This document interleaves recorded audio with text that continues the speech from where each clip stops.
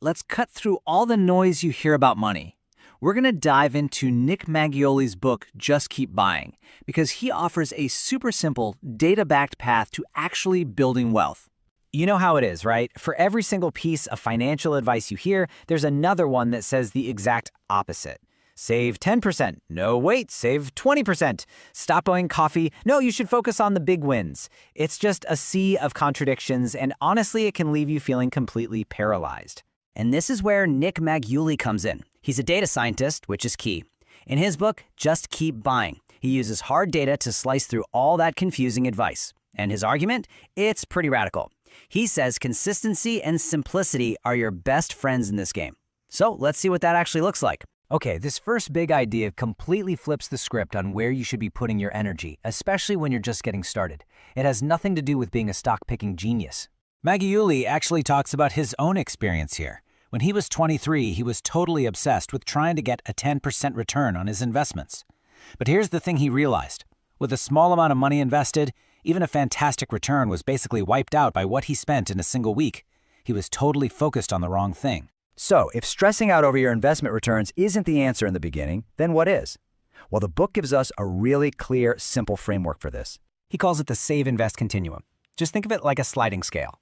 Where you are on your financial journey totally changes whether saving or investing is the more powerful tool for you. And this just lays it out perfectly. When you have fewer assets, the money you can sock away each month is your most powerful wealth-building tool. I mean, think about it. A 10% return on $1,000 is $100. But saving an extra $100 is, well, it's $100. The shift in mindset here is huge. You can stop stressing about being an investing guru and just focus on the one thing you have total control over, how much you save. Now, as your wealth grows, that dynamic totally flips, and your investment returns become the real engine for growth. The whole point is to focus on what moves the needle the most for you right now. Okay, so if saving is priority number one at the start, how do we actually do it? Well, according to the book, most of us have been told a giant lie about the best way to save more money. The book makes this great comparison to fitness. For years and years, we were all told that obesity was just about exercising more, but now we know that your diet is a much, much bigger piece of the puzzle, while personal finance has a very similar myth. And here it is. The biggest lie is that the only way to save more is by cutting your spending down to nothing. And look, while spending obviously matters, the data in the book shows that for most people, the real key, the biggest lever you can possibly pull is increasing your income. And this is why his argument is so powerful. It's backed by data. This chart shows that lower-income households often spend more than their entire after-tax income just on necessities. You literally can't cut your spending to get ahead in that situation. On the flip side, high-income households save more, not because they're super frugal, but because their spending on necessities is just a much smaller slice of a much bigger pie. So if income is the answer, how do you actually boost it?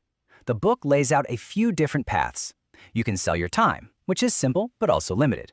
Or you can go for more scalable options, like developing a specific skill, teaching it to others, or even creating a product. And, of course, there's the classic path of climbing the corporate ladder. The main point is to take action. Okay, so we've covered why saving through higher income is so critical. But, and this is a big but, this doesn't mean you can never enjoy your money. In fact, the book has a fantastic section on how to deal with that guilt so many of us feel whenever we spend. See, this isn't about depriving yourself. It's about finding a system that lets you enjoy your life now while also being responsible for your future, all without that knot of anxiety in your stomach every time you pull out your wallet. And here's the system. It's so simple, it's brilliant. It's called the 2-buy rule. The idea is, for any big purchase that gives you that little pang of guilt, you just match it. You invest the exact same amount. It really is that straightforward. You want to spend $200 on that new gadget you've been eyeing? Awesome, go for it. But first, you put $200 into your investment account. This simple move turns a moment of guilt into a total win-win. You get the thing you want today, and your future self gets a nice little boost too. It perfectly aligns your present self with your future goals. So, let's pull all these threads together. We've talked about focusing on saving first, then investing. We've talked about prioritizing income growth, and we found a way to spend our money without feeling terrible about it. The core message that ties all of this together is incredibly simple. Building wealth is not about some secret, complex strategy. It's not about timing the market perfectly or finding that one magical stock. It is simply about doing the right things over and over and over again. And that right there brings us to the title of the book and the ultimate takeaway. Once you have a simple plan and your savings are automated, the most powerful thing you can possibly do is to just keep buying assets consistently, whether the market is up or down. So, that's the whole philosophy. Simplify the process so you can actually stick with it, which really leaves just one question for you to think about. What is one simple, consistent financial action you can commit to starting today?